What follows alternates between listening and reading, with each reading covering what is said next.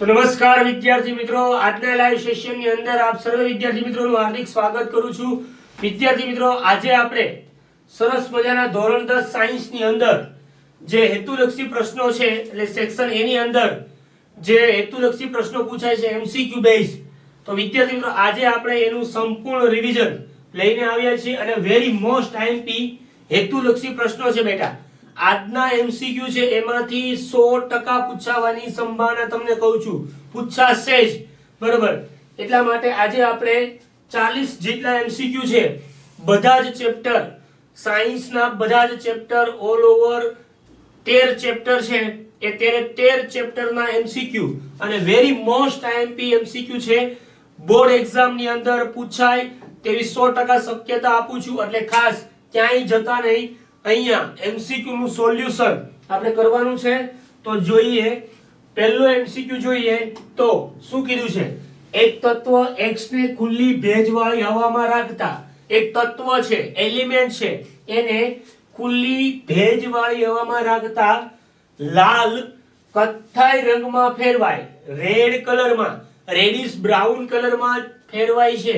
તો બેટા હવામાં રહેલો ઓક્સિજન એ તત્વ સાથે પ્રક્રિયા કરે છે, ઓક્સિડેશન કરે છે, એટલે લાલ કથ્થઈ રંગમાં ફેરવાય છે। તો આની અંદર આપણે જોવા જઈએ તો બેટા કયો આન્સર આવે, હજી બીજું આગળ કીધું છે કે અને નવું સંયોજન y બને છે, તો x અને y ઓળખો, બરોબર છે, x અને y। જો આવા એમસીક્યુ બોર્ડ એક્ઝામ ની અંદર હશે જ, એટલે ખાસ ધ્યાન રાખજો। તો એક તત્વ છે x, તો એ તત્વ હશે લોખંડ, કયું તત્વ હશે, લોખંડ Fe, અને જે x અને y સંયોજન જે બને છે એ ઓક્સિડેશન થાય એટલે Fe2O3 ફેરિક ઓક્સાઇડ, જે કાટનું અણુસૂત્ર છે, કાટ લાગે લોખંડ ઉપર, રેડી, તો એ કાટ Fe2O3 લોખંડની સપાટી ઉપર હવામાંનો ઓક્સિજન રાસાયણિક પ્રક્રિયા કરી, કેમિકલ રિએક્શન કરી અને ઓક્સિડેશન કરે છે એટલે Fe2O3 બને છે। તો આપણો આન્સર આવશે બી। ઓકે બેટા, ખાસ ધ્યાન રાખજો, ચેપ્ટર નંબર 1 નો એમસીક્યુ છે, ચેપ્ટર નંબર 1 એનો એમસીક્યુ છે। નેક્સ્ટ જોઈએ ત્યાર પછી બોરેક્સ જેવા, બોરેક્સ એટલે જે આપને ખબર હોય કે જે રસાયણ વિજ્ઞાનની લેબોરેટરી હોય એની અંદર અલગ અલગ સાધનો હોય છે, બરોબર, બ્યુરેટ હોય, પીપેટ હોય છે, કસનળી હોય, એવા અલગ અલગ સાધનો હોય, એની ઉપર લખેલું હોય છે બોરોસિલ, રેડી। તો એ બોરેક્સ જેવા સોડિયમ સંયોજનોના બનેલા હોય, તો એમાં કયા પદાર્થનો ઉપયોગ થયેલો હોય છે, તો બેટા તો એની અંદર સોડિયમ કાર્બોનેટ એટલે ધોવાના સોડા, બરાબર છે, સોડિયમ કાર્બોનેટ એટલે ધોવાના સોડા, ખાસ યાદ રાખજો। ઓકે બેટા, ઓકે, ચલો। તો ત્યાર પછીનો નેક્સ્ટ ત્રીજા નંબરનો એમસીક્યુ જોઈએ, શું કીધું છે, લોખંડના લાલ રંગના કાટનું અણુસૂત્ર, હજી હમણાં જ આવ્યું, બરાબર, Fe2O3, પરંતુ એની સાથે પાણીનો એક અણુ એટલે કે પાણીનો X અણુ જોડાશે એટલે Fe2O3.XH2O, આપણો આન્સર થશે Fe2O3.XH2O। ઓકે બેટા, ચલો નેક્સ્ટ જોઈએ ત્યાર પછી બ્યુટેનોન, બરાબર, બ્યુટેનોન। તો બેટા આ છે ચેપ્ટર નંબર 4, કાર્બન અને તેના સંયોજનો, યાદ કરો ચેપ્ટર નંબર 4 એમનો એમસીક્યુ છે અને અહીંયા કીધું છે બ્યુટેનોન એટલે બ્યુટ વત્તા પ્રત્યય કયો લાગે છે, ઓન, બરાબર, બ્યુટ વત્તા ઓન એટલે થાય બ્યુટેનોન, રેડી। તો ઓન પ્રત્યય શેમાં લાગે, કીટોનમાં, શેમાં લાગે, કીટોન, કયો ક્રિયાશીલ સમૂહ હશે બેટા, કીટોન, રેડી। તો અહીંયા આપણે એ જ પૂછ્યું છે કયો ક્રિયાશીલ સમૂહ હશે, તો આન્સર આવશે કીટોન, કયો આવશે, કીટોન, બરાબર। અને આપણે 4 ક્રિયાશીલ સમૂહ જોયા હતા, કયા, એક આલ્કોહોલ, એક કાર્બોક્સિલિક એસિડ, એક આલ્ડીહાઇડ, અને ચોથો કયો હતો બેટા, ચોથો હતો કીટોન, કે જેમાં ઓન પ્રત્યય આવે એટલે બ્યુટ વત્તા ઓન એટલે બ્યુટેનોન, એટલે કીટોન ક્રિયાશીલ સમૂહ આવશે, આન્સર થશે સી। ઓકે બેટા, ચલો ત્યાર પછીનો નેક્સ્ટ એમસીક્યુ જોઈએ, વિનેગર, વિનેગર એટલે એસિટિક એસિડ, બરોબર. વિનેગર એટલે શું બેટા?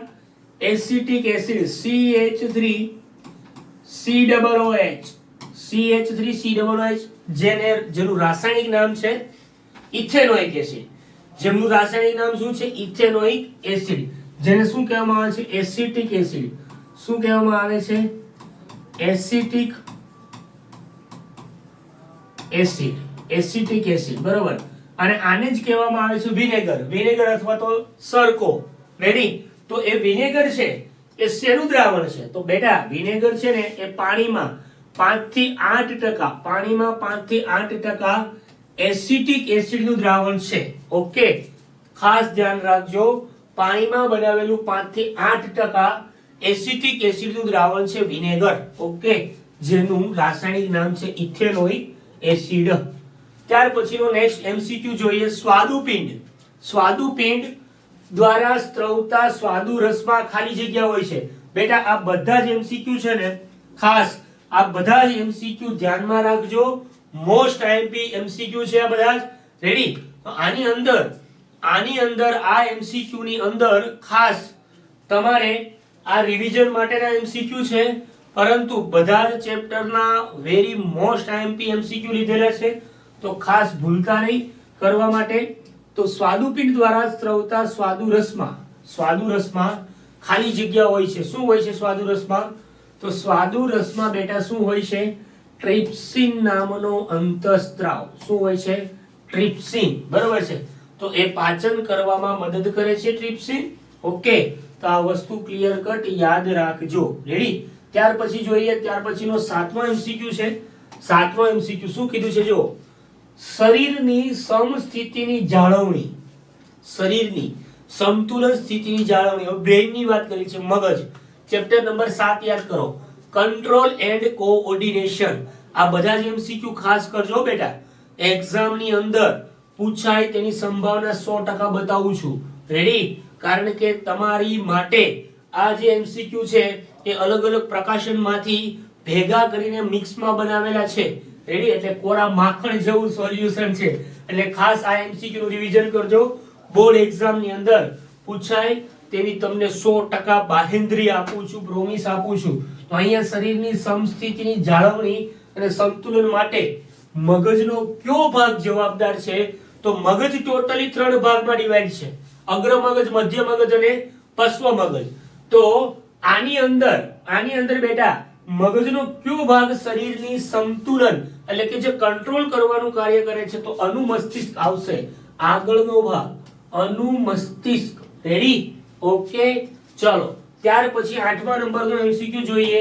8મા નંબરનો એમસીક્યુ છે બેટા સજીવોમાં પ્રજનન. એનો એમસીક્યુ છે, ખાસ યાદ રાખજો. શું કીધું છે? જો ગર્ભ અને ગર્ભાશયની દિવાલ વચ્ચે, ગર્ભ અને ગર્ભાશયની દિવાલની વચ્ચે વિકાસ થયેલ ચોક્કસ પેશીની તકતી જેવી રચનાની મદદથી, ચોક્કસ પેશી જેવી તકતી જેવી રચનાની મદદથી ગર્ભ માતાના શરીરમાંથી, ગર્ભ છે એટલે કે જે નવજાત શિશુ હોય, માતાના ગર્ભની અંદર જે નવજાત શિશુ છે એ માતાના શરીરમાંથી પોષણ મેળવે તેને શું કહેવાય? તો એને શું કહેશું બેટા? ગ્રીવા કહેવાય? ના, ગ્રીવા નહીં કહીએ. ગર્ભના કહેવાય? ના. ઉલ્વકોથળી કહેવાય? ના. એને કહેશું જરાયુ. શું કહેવાય બેટા? જરાયુ. કે જેમાંથી નવજાત શિશુ છે એ બાળક એ માતાના જે પોષણ છે, માતાનું જે સ્તનપાન કરાવવાનું જે પોષણ છે એમાંથી શું મેળવે છે? એમાંથી પોતાનું પોષણ મેળવે છે. તો બેટા ખાસ યાદ રાખજો. રેડી? ત્યાર પછીનો નેક્સ્ટ એમસીક્યુ જોઈએ. આનુવંશિકતા અને ઉદ્વિકાસ. બરાબર? ડીએનએ, આનુવંશિકતા, જનીન વિદ્યા. રેડી? જનીન વિદ્યાને આભારી આ ક્વેશ્ચન છે. જો વાંચો શું કીધું છે. સજીવોના લક્ષણો કોના દ્વારા પ્રભાવિત હોય? સજીવોના લક્ષણો કોના દ્વારા પ્રભાવિત હોય? તો આપણા પિતૃ પેઢી છે. પિતૃ પેઢી એટલે કે જે આપણા માતા પિતા છે, બરાબર, આપણે એના સંતાનો છીએ, તો આપણા માતા પિતાના જે લક્ષણો છે એ વારસાગત આપને મળે છે, વારસાગત લક્ષણો મળે છે. એટલે પેઢી દર પેઢીમાં એ વારસામાં જોવા મળે છે. તો એ શાને આભારી છે? તો માતૃ અને પિતૃ બંનેના ડીએનએ દ્વારા. ડીએનએ એટલે જનીનના કાર્યકારી ટુકડા.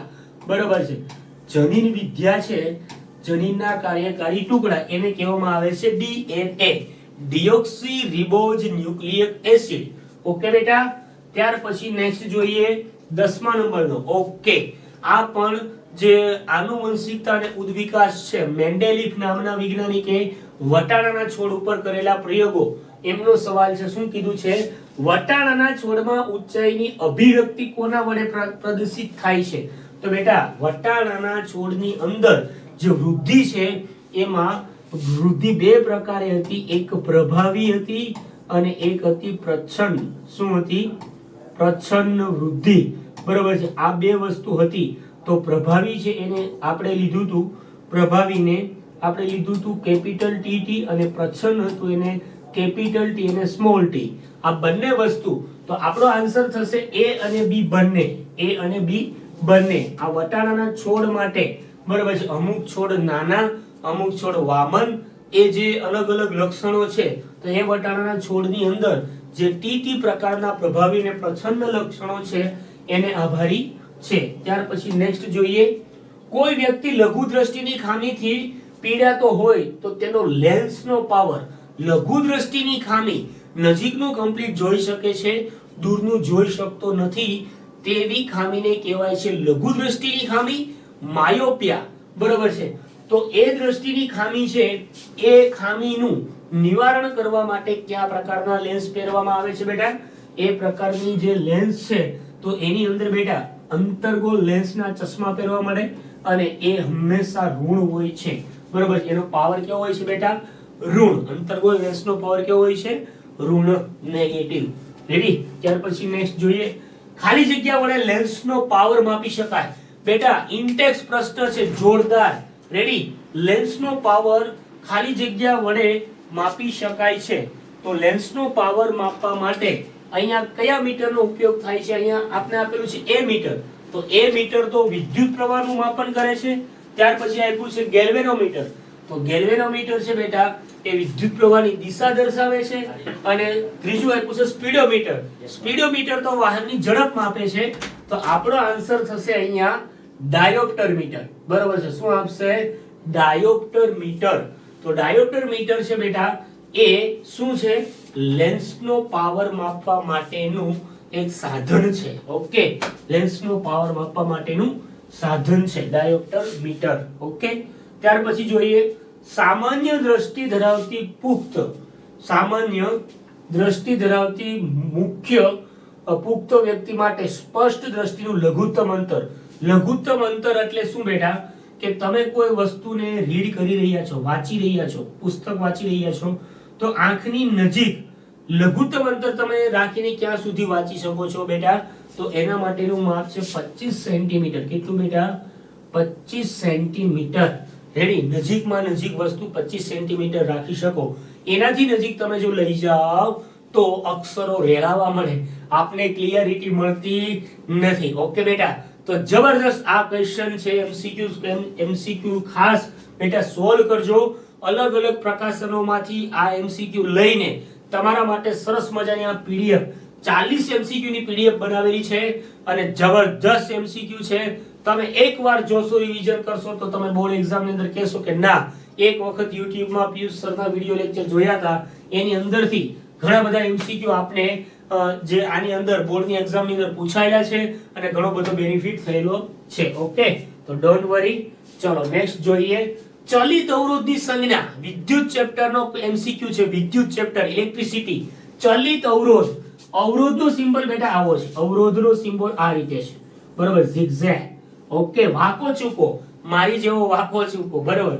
તો આ અવરોધ છે, રેઝિસ્ટન્સ. આ એમની નિશાની છે, એમનો સિમ્બોલ છે. પરંતુ અહીંયા કીધું છે બેટા ચલિત. ચલિત એટલે ફેરફાર કરી શકાય.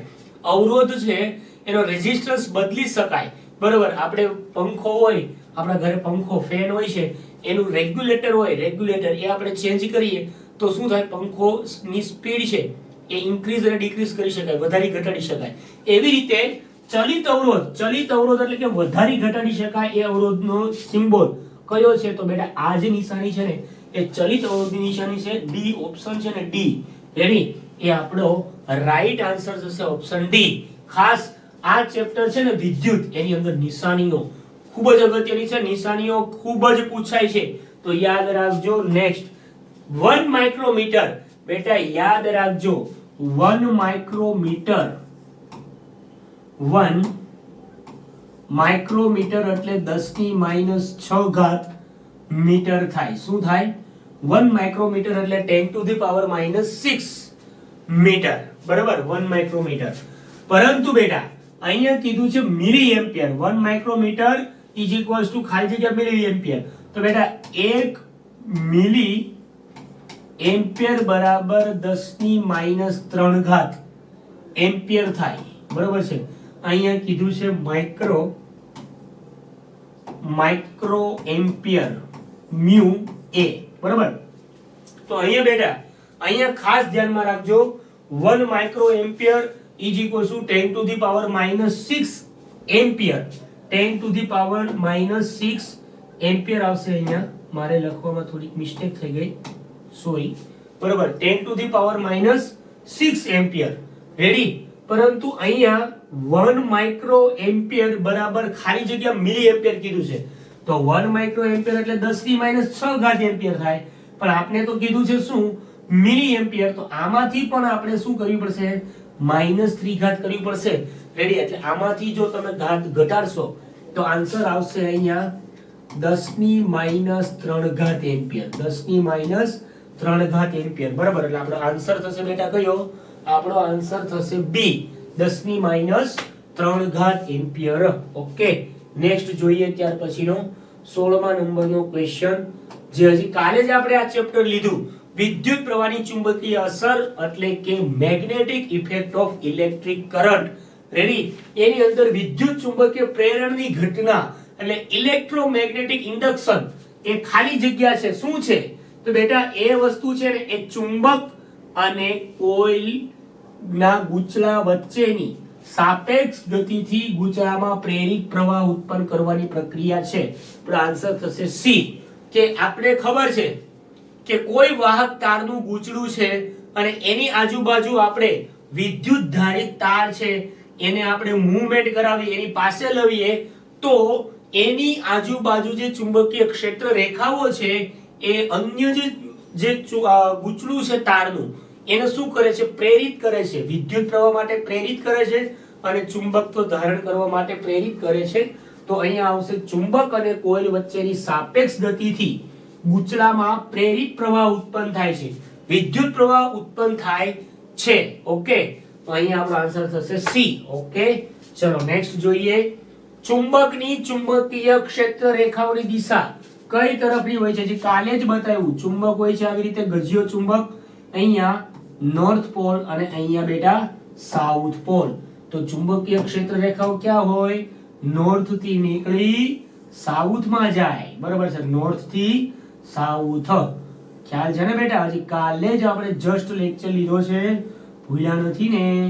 ઓકે, તાજુ માજુ રાખજો, રિવિઝન ભૂલાય નહીં ખાસ, રેડી? તો આવી રીતે ચુંબકીય ક્ષેત્ર રેખાઓ ઉત્તરથી દક્ષિણ તરફ, ઉત્તરથી ક્યાં જાય? દક્ષિણ તરફ. અને ચુંબકની અંદર દક્ષિણથી ઉત્તર તરફ, બરાબર? ચુંબકની અંદર દક્ષિણથી ઉત્તર તરફ. પણ આપણે કીધું છે ચુંબકની ચુંબકીય ક્ષેત્ર રેખાઓની દિશા કઈ તરફ હોય? તો નોર્થ એટલે કે એન થી એસ તરફની હોય છે. ઓકે, એન થી એસ તરફની હોય છે. આન્સર આવશે બી. ઓકે બેટા, ચલો જબરદસ્ત એમસીક્યુ ની સિરીઝ છે, ભૂલતા નહીં ખાસ, પછી પસ્તાશો. યાદ રાખજો 18મો એમસીક્યુ, ઉત્પાદકો અને ઉપભોગીઓના પોષક સ્તરમાંથી ખોરાક મેળવતા પ્રાણીઓને શું કહેવાય? બેટા ઉત્પાદકો અને ઉપભોગીઓ, ચેપ્ટર નંબર 13, આપણું પર્યાવરણ. યાદ કરો, આપણું પર્યાવરણ. ઉત્પાદકો અને ઉપભોગીઓ ના પોષક સ્તરમાંથી ખોરાક મેળવતા પ્રાણીઓને કહેવાય સર્વાહારી. શું કહેવાય? સર્વાહારી. ઓકે, એને કહેવામાં આવે છે સર્વાહારી. નેક્સ્ટ જોઈએ, બે વાહક તાર. જો ફરી વખત ચેપ્ટર નંબર જે વિદ્યુત ચેપ્ટર છે એનો સવાલ આવ્યો, વિદ્યુતનો ચેપ્ટર નંબર 11, બરોબર છે? એનો જે આ સંજ્ઞા વાળો છે, સિમ્બોલ વાળો ક્વેશ્ચન એ ફરી વખત આવ્યો છે. જો બે વાહકતા એકબીજા પરથી પસાર થાય છે પણ જોડાયેલા નથી, તે કઈ સંજ્ઞા વડે દર્શાવાય છે? એટલે એકબીજાને ક્રોસ કરે છે પરંતુ જોઈન્ટ કરેલા છે નહીં, તો એના માટે કઈ સંજ્ઞા હોય છે બેટા? તો એના માટે જે આ ડી ઓપ્શન છે ને, અહીંથી તાર આમ જાય છે ને, આ તાર છે એ તારની ઉપરથી આ રીતે જાય છે, તો આન્સર આવશે ડી. કયો આન્સર આવશે? ડી. ત્યાર પછી નેક્સ્ટ જોઈએ એમસીક્યુ. ઇથેન અણુનું આણ્વીય સૂત્ર C2H6 છે, તો તેમાં ખાલી જગ્યા સહસંયોજક બંધ છે ઇથેન. ઇથેન એટલે કાર્બન કાર્બન વચ્ચે સિંગલ બંધ, અને બે કાર્બન અને હાઇડ્રોજન કેટલા? 6. કેટલા હાઇડ્રોજન છે? 6 હાઇડ્રોજન. તો આની અંદર સહસંયોજક બંધ કેટલા એવું કીધું છે, તો ગણતરી કરો. ચલો 1 2 2 3 4 5 6 અને 7, તો આન્સર આવશે 7 સહસંયોજક બંધ. રેડી? તમને કોઈ પણ ethane, methane, ethane, propane, butane, hexane, heptane કોઈ પણનું આણ્વીય સૂત્ર પૂછેલું હોય અને એની અંદર તમને સહસંયોજક બંધ પૂછાય, તો તમારે બેટા એનું બંધારણ ડ્રો કરવું પડશે, અને બંધારણ ડ્રો કરી તમારે એમાં સહસંયોજક બંધની ગણતરી કરવી પડશે, તો તમને આઈડિયા આવશે. ઓકે. ત્યાર પછી જોઈએ 21મો પ્રશ્ન. કુદરતી વાયુમાં મુખ્ય ઘટક કયો હોય? મુખ્ય ઘટક ઓક્સિજન ના હોય, કાર્બન ડાયોક્સાઇડ ના હોય, ઇથિન ના હોય, પરંતુ બેટા કુદરતી વાયુ છે એમાં હોય છે મિથેન. કયો હોય છે? મિથેન, જેનું અણુ સૂત્ર છે CH4. CH4 એટલે મિથેન. બરોબર છે? ત્યાર પછી નેક્સ્ટ જોઈએ શું? વિદ્યુત બોર્ડના મેઇન્સ માંથી આવતા લાલ રંગના અવાહક આવરણ વાળા વાયરને શું કહેવાય? વિદ્યુત જે બોર્ડ હોય એની અંદર 3 પ્રકારના વાયર હોય છે. લાઈવ વાયર હોય, ન્યુટ્રલ વાયર હોય, અને બેટા એક અર્થિંગ વાયર હોય. અર્થિંગ વાયર ખાસ યાદ રાખજો કે લાઈવ વાયર છે એ લાલ રંગનો હોય, કે જેમાંથી 220 વોલ્ટ વિદ્યુત પ્રવાહ આવે છે, એ લાઈવ વાયર. ન્યુટ્રલ વાયર છે એ કાળા રંગનો હોય છે. કેવા રંગનો? કાળા રંગનો. અર્થિંગ વાયર છે એ બેટા લીલા રંગનો હોય. કેવા રંગનો? લીલા. બરોબર? તો અહીંયા આપણે શું કીધું છે? વાંચો ચલો. કે લાલ રંગના અવાહક આવરણ વાળો તો લાઈવ વાયર. બરોબર? ચલો. કાળા રંગનો તો ન્યુટ્રલ હોય, અને લીલા રંગનો છે એ તો અર્થિંગ વાયર છે. ઓકે, તો આપણો આન્સર થશે લાઈવ વાયર. ઓકે, ચલો રેડી. ત્યાર પછી નેક્સ્ટ. વિદ્યુત પ્રેરણનો સિદ્ધાંત, ઇલેક્ટ્રોમેગ્નેટિક ઇન્ડક્શનનો પ્રિન્સિપલ કોણે આપ્યો હતો? તો બેટા આપ્યો તો માઇકલ ફેરાડે. કોણે આપ્યો તો? Michael Faraday. બરોબર છે? યાદ રાખજો, માઇકલ ફેરાડે. ઓસ્ટેડ નામના વૈજ્ઞાનિકે તો શેનો નિયમ આપ્યો તો? કે વિદ્યુત વાહક તાર છે એની આજુબાજુ ચુંબકીય ક્ષેત્ર ઉત્પન્ન થાય છે. એ નિયમ ઓસ્ટેડ એટલે કે હેન્સ ક્રિશ્ચિયન ઓસ્ટેડ નામના વૈજ્ઞાનિકે આપ્યો હતો. પરંતુ ઇલેક્ટ્રોમેગ્નેટિક ઇન્ડક્શન એટલે કે જે વિદ્યુત પ્રવાહધારી તાર છે એને અન્ય ગૂંચળા સાથે આજુબાજુ જો એને પ્રેરિત કરવામાં આવે તો એમાં વિદ્યુત પ્રવાહ પ્રેરિત થાય છે, એવું માઇકલ ફેરાડે નામના વૈજ્ઞાનિકે કીધેલું હતું. બરોબર છે? મેં નહોતું કીધું. બરોબર? ઓકે. તમને એમ થાય સર તમે કીધું તો ના. ઓકે. બેક્ટેરિયા દ્વારા થતા જાતીય રોગોનું જૂથ કયું છે?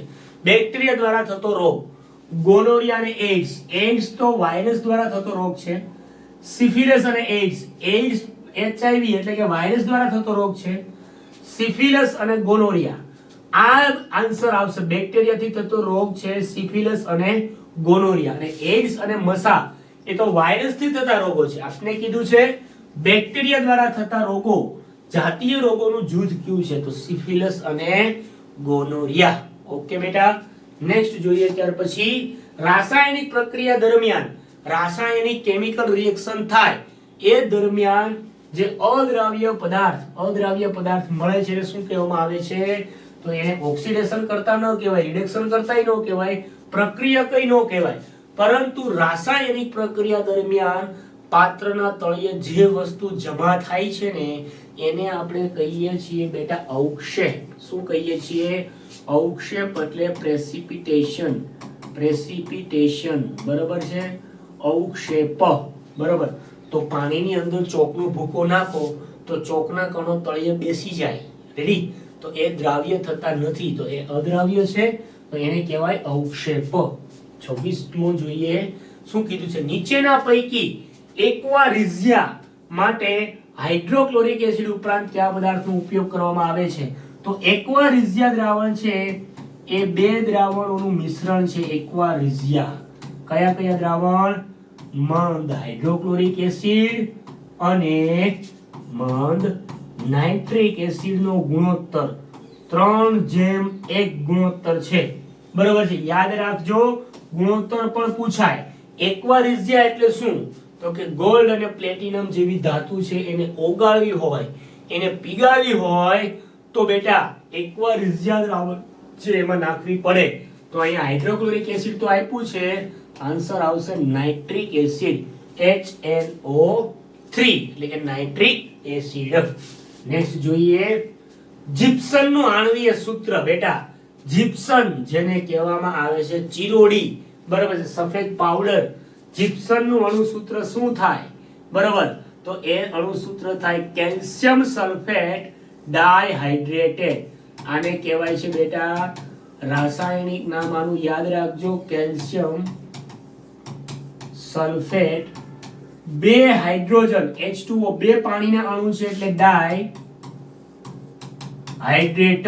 બરાબર છે? Dihydrate, calcium sulphate dihydrate. Okay, CaSO4.2H2O. ત્યાર પછી જોઈએ નીચેનામાંથી કયું સાચું નથી? સાચું નથી એવું કીધું છે. તો મિથેનોલ CH3OH આ તો બરોબર છે, આ તો બરોબર છે. ઇથેનોલ એટલે મિથેન ઇથેન બે કાર્બન અને પાછળ OH પ્રત્યય, આ પણ રેડી છે ઇથેનોલ. પછી પ્રોપેનોલ કીધું, મિથેન ઇથેન પ્રોપેન અને પાછળ OH, તો આ પણ રેડી છે. અહીંયા બ્યુટેનોલ કીધું છે, બ્યુટેનોલ એટલે 4 કાર્બન, પરંતુ અહીંયા કાર્બન કેટલા છે? 5 કાર્બન છે, દેખાય છે 3 અને 2 5. તો આ તો પેન્ટેનોલ છે. શું છે બેટા? પેન્ટેનોલ નું અણુસૂત્ર છે અને અહીંયા લખ્યું છે બ્યુટેનોલ. તો આ આન્સર આવશે. આપણે કીધું છે સાચું નથી, તો આ જે છે એ સાચું નથી. ઓકે, નેક્સ્ટ જોઈએ. ત્યાર પછી 29મો ખાલી જગ્યા બ્રોમિનેશન પ્રક્રિયા આપે છે. બ્રોમિનેશન પ્રક્રિયા કોણ આપે છે? ક્લોરિનેશન પ્રક્રિયા કોણ આપે છે? તો બેટા યાદ રાખજો કે અહીંયા કાર્બન કાર્બન, માની લો કાર્બન કાર્બન વચ્ચે ડબલ બોન્ડ છે અને અહીંયા બંને બાજુ હાઇડ્રોજન લાગેલા છે. રેડી? આ બંને બાજુ શું લાગેલું છે? હાઇડ્રોજન. જો આની પ્રક્રિયા નિકલ અને પેલેડિયમ નામના ઉદ્દીપકની હાજરીમાં કરાવું, નિકલ અને પેલેડિયમ નામના ઉદ્દીપકની હાજરીમાં, તો આ બંધ તૂટી જાય, બંધ બ્રેક થાય એટલે સિંગલ બંધ થઈ જાય. તો અહીંયા શું બની જાય? તો અહીંયા માની લો અહીંયા હું ક્લોરીન લઈ લઉં Cl, તો અહીંયા કાર્બન સિંગલ બંધ કાર્બન, અહીંયા હાઇડ્રોજન, અહીંયા હાઇડ્રોજન અને અહીંયા શું થઈ જશે બેટા? આ બંધ તૂટી ગયો, 2 હતા ને 1 3 થઈ ગયો, તો અહીંયા આવી જશે ક્લોરીન. બરોબર, અહીંયા આવી જશે ક્લોરીન, 2 ક્લોરીન છે એટલે અહીંયા હાઇડ્રોજન અને અહીંયા હાઇડ્રોજન. તો જો આ બંધ તૂટી ગયો અને અહીંયા બંને હાઇડ્રોજનની જગ્યાએ ક્લોરીન ક્લોરીન લાગી ગયું એટલે આ જે Cl2 હતું ક્લોરીન. હવે આ વસ્તુ છે કાર્બન કાર્બન વચ્ચે ડબલ બંધ, આને શું કહેવાય બેટા? આલ્કીન કહેવાય. શું કહેવાય? આલ્કીન. એમાંથી શું બન્યું? સિંગલ બંધ વાળું શું બન્યું? આલ્કેન બન્યું. બરોબર, આલ્કીન માંથી શું બનાવ્યું આપણે? આલ્કેન. બરોબર, એટલે અસંતૃપ્ત હાઇડ્રોકાર્બન માંથી સંતૃપ્ત હાઇડ્રોકાર્બન સંયોજન બનાવેલું છે. તો અહીંયા આવશે બ્રોમિનેશન ની પ્રક્રિયા આપે છે. શું આપે? આલ્કેન આપે છે, આલ્કેન. રેડી? બ્રોમિનેશન પ્રક્રિયા શું આપે છે? આલ્કેન. ઓકે, નેક્સ્ટ જોઈએ. ત્યાર પછી 31મો પેઢી દર પેઢી જનીનિક માહિતીની અભિવ્યક્તિનું વહન કયા ઘટક વડે થાય? બરાબર, પેઢી દર પેઢી, હજી હમણાં જ કીધું, આનુવંશિકતા અને ઉદ્વિકાસ, બરોબર, જે લક્ષણો છે આવનારી પેઢીમાં જોવા મળતા જે લક્ષણો છે એ કોના દ્વારા પ્રસ્થાપિત થાય છે અને કોના દ્વારા નિહાળી શકાય છે, જોવા મળે છે? તો એની માટેનો આન્સર થશે આપણી પાસે બેટા, કયો આન્સર આવશે? ડીએનએ. કયો આન્સર આવશે? ડીએનએ, બરોબર, ડીઓક્સી રિબોઝ ન્યુક્લિયક એસિડ, બરોબર. ડીએનએ ને આભારી છે, આનુવંશિકતા લક્ષણો એ કોને આભારી છે? ડીએનએ. ઓકે, તો ખાસ ધ્યાનમાં રાખજો. રેડી? ત્યાર પછીનો જોઈએ 31મો સવાલ. નરમાં 23મી જોડ, જે આપને ખબર છે રંગસૂત્રની કેટલી જોડ હોય છે? 23 જોડ હોય છે. ટોટલ રંગસૂત્રોની સંખ્યા 46 હોય છે. તો 23 જોડ નરમાં 23 જોડમાં રંગસૂત્રો ક્યાં હોય છે? 23 જોડમાં રંગસૂત્રો હોય છે XY, X અને Y, અને સ્ત્રીની અંદર XX હોય છે. સ્ત્રીમાં જે રંગસૂત્રો હોય એમાં XX રંગસૂત્રો હોય છે. તો ખાસ યાદ રાખજો, આન્સર આવશે બી. રેડી? 32મો MCQ જોઈએ. 32મો શું કીધું છે? વિદ્યુત પ્રવાહધારી તારને ચુંબકીય ક્ષેત્રમાં કેવી રીતે મૂકવામાં આવે કે જેથી તાર પર ચુંબકીય બળ લાગે નહીં? ચુંબકીય બળ હજી કાલે જ આપણે કરાવ્યો હતો. કાલે જ આ સવાલ કર્યો હતો કે આ ચુંબક છે, આ ચુંબકનો ઉત્તર ધ્રુવ, આ ચુંબકનો દક્ષિણ ધ્રુવ, બરાબર, દક્ષિણ એટલે સાઉથ, અને આ ચુંબકમાંથી નીકળતી ચુંબકીય ક્ષેત્ર રેખાઓ આ રીતે છે, બરાબર, ઉત્તરથી દક્ષિણ તરફ, ઉત્તરથી દક્ષિણ તરફ, આ રીતે. હવે આને સમાંતર જો વાહક તાર મૂકી દઉં અહીંયા વચ્ચે, આવી રીતે વાહક તારનો સળિયો હું મૂકી દઉં, રેડી? આવી રીતે વાહક તારનો સળિયો છે એની વચ્ચે મૂકેલો છે વાહક તાર. તો અહીંયા તમે જોઈ શકો છો ચુંબકીય ક્ષેત્રને B વડે દર્શાવાય, મેગ્નેટિક ફીલ્ડ, અને વાહક તારમાંથી પસાર થતો ઇલેક્ટ્રિક કરંટ I છે, બરાબર, એ એકબીજાના કેવા સંબંધમાં છે? એકબીજાના સમાંતર છે. તો આપણે આની માટેનું સૂત્ર જોયું તો યાદ કરો. આની માટેનું સૂત્ર જોયું તો F IBL sin theta, IBL sin theta. I એટલે તારમાંથી પસાર થતો વિદ્યુત પ્રવાહ. માની લો તારમાંથી પસાર થતો વિદ્યુત પ્રવાહ 4 એમ્પિયર છે, અને B એટલે કે મેગ્નેટિક ફીલ્ડ કેટલી છે? માની લો કે 10 ટેસ્લા છે, 10 ટેસ્લા. તો અહીંયા 10 મૂકી દઉં, અને L એટલે વાહક તારની લંબાઈ, આ જે સળિયો છે એની લંબાઈ કેટલી છે? તો આ સળિયાની લંબાઈ એપ્રોક્સિમેટ ધારી લો કે 5 મીટર છે. કેટલી? 5 મીટર. તો અહીં ગુણ્યા 5 કરી દઉં, ગુણ્યા sin થીટા. sin થીટા શું છે બેટા? તો sin થીટા એ ચુંબકીય ક્ષેત્ર રેખાઓ અને વિદ્યુત પ્રવાહ એ બંને વચ્ચેનો એંગલ બતાવે છે, ખૂણો બતાવે છે. તો એમની વચ્ચેનો એંગલ તો કેટલો છે? થીટા 0 ડિગ્રી છે, કારણ કે એમને એકબીજાના શેમાં રાખેલા છે? સમાંતરમાં રાખેલા છે, સમાંતરમાં. તો અહીંયા શું આવશે? 0 ડિગ્રી આવશે, 0. રેડી? તો અહીંયા આ 0 થઈ ગયું, આ એક ગુણાકારમાં 0 આવે તો બધું શું થઈ ગયું? 0. તો બળ F બરાબર 0 ક્યારે મળે? કે ચુંબકીય ક્ષેત્રને સમાંતર હોય ત્યારે. ચુંબકીય ક્ષેત્રને સમાન તમે વાહક તારનો સળિયો આ રીતે હોરિઝોન્ટલ ગોઠવો છો, બરાબર, હોરિઝોન્ટલ અરેન્જમેન્ટ કરો છો, તો જે બળ લાગે છે, બળ એ કેવું મળશે? શૂન્ય મળશે, બરાબર છે. બળનું મૂલ્ય કેવું મળશે? શૂન્ય. ત્યાર પછી નેક્સ્ટ જોઈએ, શ્રવણ, સૂંઘવા અને દેખવા વગેરે વિશિષ્ટીકરણ પામેલા અલગ અલગ વિસ્તારો ખાલી જગ્યામાં હોય.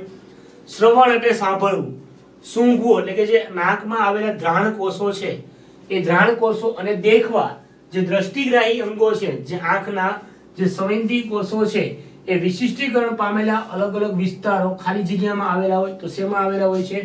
અગ્ર મગજમાં. અગ્ર મગજ એટલે આગળનું મગજ, બરાબર, અગ્ર મગજમાં. આન્સર આવશે A. ઓકે, ચલો નેક્સ્ટ જોઈએ 35મો MCQ. ત્યાર પછી પ્રોજેસ્ટેરોનનું કાર્ય જણાવો. પ્રોજેસ્ટેરોન, જો યાદ રાખજો, ઈસ્ટ્રોજન અને પ્રોજેસ્ટેરોન આ માદા જાતીય લક્ષણો છે, એટલે કે માદા જાતીય અંતઃસ્ત્રાવો છે, બરાબર છે.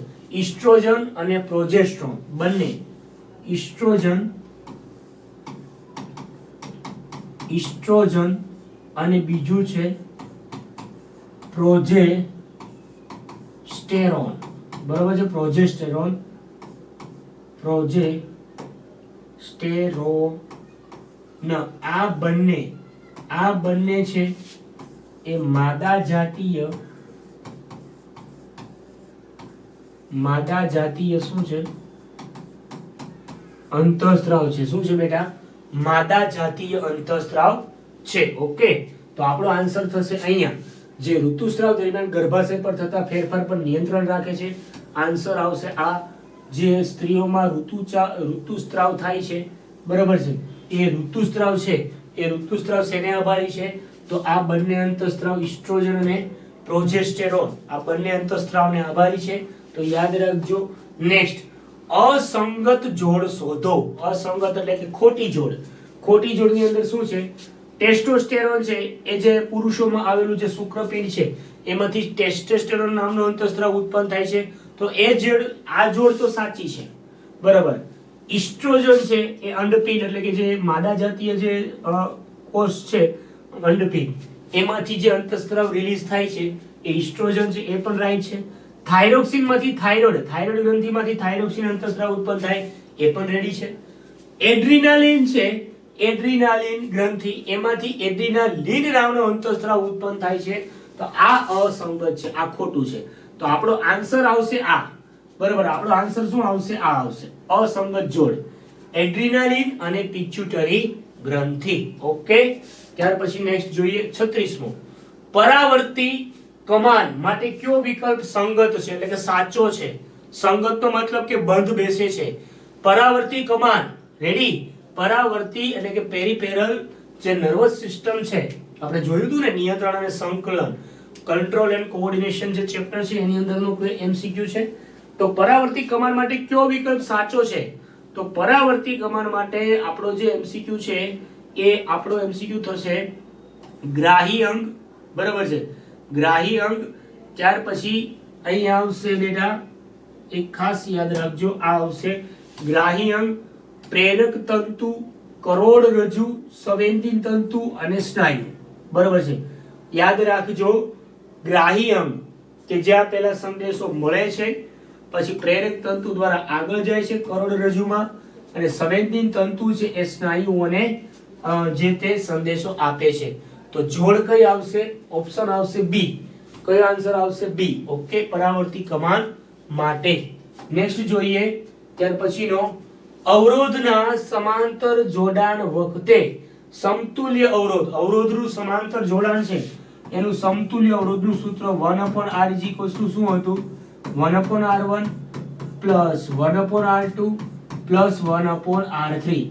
આ સમતુલ્ય અવરોધનું સૂત્ર હતું સમાંતર જોડાણ માટેના. તો આની અંદર શું કીધું છે? આની અંદર કીધું છે સમતુલ્ય અવરોધ માટે જે અવરોધનું મૂલ્ય મળે છે એ નાનામાં નાના અવરોધ કરતા પણ નાનો હશે, બરાબર.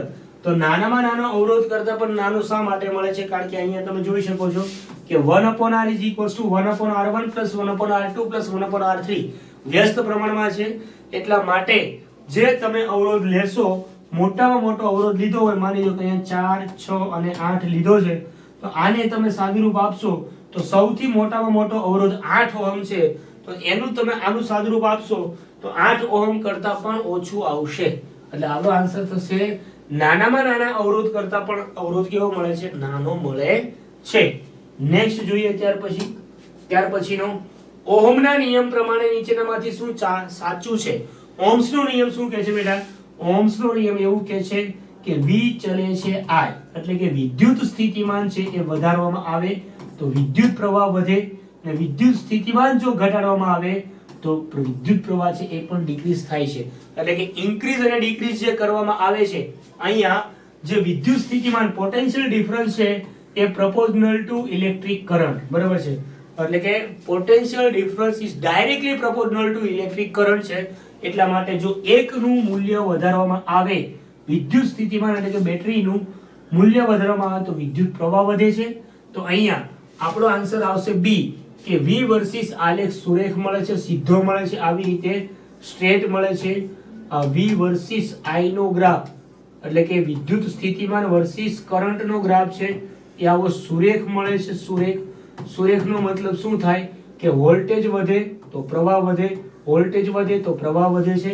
એક્ઝેક્ટલી સ્ટ્રેટ મળે છે, સીધો સુરેખ. રેડી? તો આન્સર આવશે બી. ઓકે, ત્યાર પછી નેક્સ્ટ જોઈએ 40મો. ઇલેક્ટ્રોનનું મૂલ્ય શું છે બેટા? ઇલેક્ટ્રોનનું મૂલ્ય કેટલું થાય?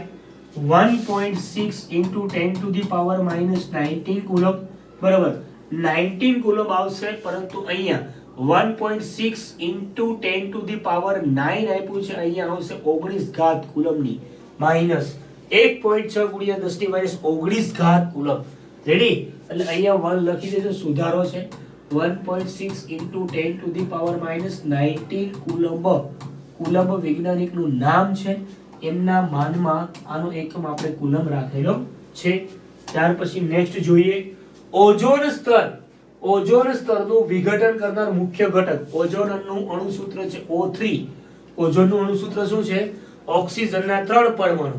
એનું વિઘટન કરનાર મુખ્ય ઘટક કયો છે? તો રેફ્રિજરેટરમાંથી ઉત્પન્ન થતો ક્લોરોફ્લોરોકાર્બન. રેડી? CFC. બરાબર છે, CFC આપણો આન્સર થશે ક્લોરોફ્લોરોકાર્બન. તો વિદ્યાર્થી મિત્રો અહીંયા આજે MCQ ની સિરીઝ છે, 40 MCQ છે. એ 40 MCQ બેટા એક્ઝામ ની અંદર મોસ્ટ IMP હું તમને કહી રહ્યો છું, ખાસ કરજો. પછી કહેતા નહીં કે સર તમે કીધું નહોતું. બરાબર છે? તો અહીંયા આપણે આજે 40 MCQ છે એનું રિવિઝન અહીંયા પૂર્ણ કરીએ છીએ. દાંત કાઢતા કાઢતા આપણે જઈએ છીએ. રેડી? ઇમોજી સાથે. તો વિદ્યાર્થી મિત્રો આવા જ MCQ અને આવી જ રીતે રિવિઝન કરવા માટે અમારી ચેનલને સબસ્ક્રાઇબ કરો, લાઈક કરો અને શેર કરો. વધુમાં વધુ તમારા મિત્રો સાથે આ વિડીયોને લાઈક, શેર અને સબસ્ક્રાઇબ કરતા રહેજો અને અમારી YouTube ચેનલ સાથે જોડાયેલા રહેજો. તો all the very best. Thank you, આભાર. આ વિડીયો લેક્ચરને આપણે અહીંયા રાખીએ છીએ.